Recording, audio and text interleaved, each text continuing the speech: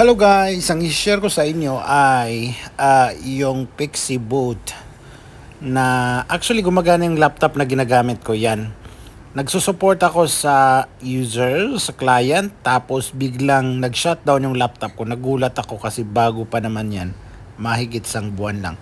So ang ginawa ko, binoot ko siya tapos hindi pa rin magbo-boot. So ginawa ko, siguro sabi ko nag-lose yung hard disk. So tinest ko yung hard disk, i-check nyo, test nyo, quick scan yung inyong hard disk. Then pagkatapos nun, wait nyo lang tapos i-restart nyo, gagana na yan. So yun ang ginawa ko. I hope makaano sa inyo, makatulong sa inyo yung troubleshoot na ginawa ko. So yan.